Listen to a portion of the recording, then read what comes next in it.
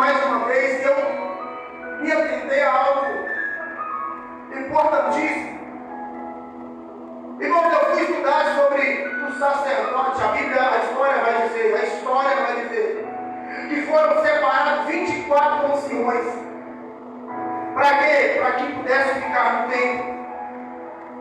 Interessante que a história vai dizer, meus amados irmãos, que não era que todos os sacerdotes iriam passar pelo santo lugar, pelo lugar santíssimo. Poderia acontecer que a sorte poderia cair sobre ele, ou talvez nunca ele iria entrar no santíssimo lugar. Nunca! Eu estava meditando, meus amados irmãos, na palavra do Senhor, lá em 2 Crônicas. Davi selecionou o sacerdote.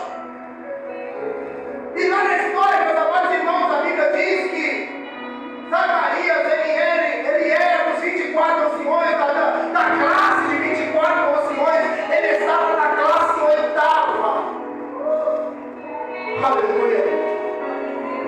Meus amados irmãos, sabe o que eu acho interessante? Por que eu estou falando isso, irmão? Zacarias estava na 8ª classe, entre 24 anciões, da qual poderia ou não poderia nunca entrar no Santíssimo.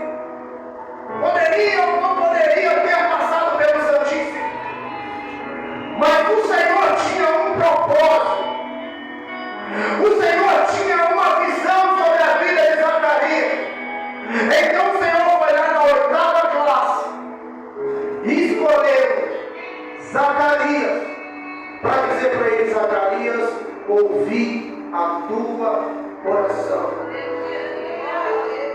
Só que o interessante, irmãos, que a oração de Zacarias, como eu disse, não era aquela oração de 3 minutos, de 4 minutos, não. A primeira vez que eu disse aqui, eu pensei: Senhor, que oração duradoura.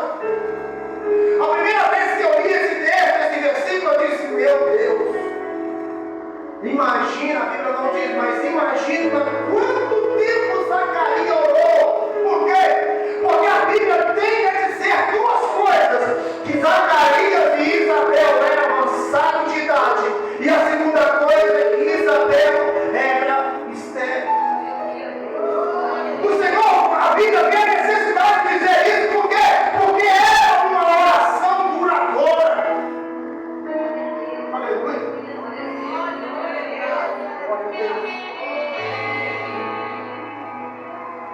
O dever de orar e nunca desfalecer.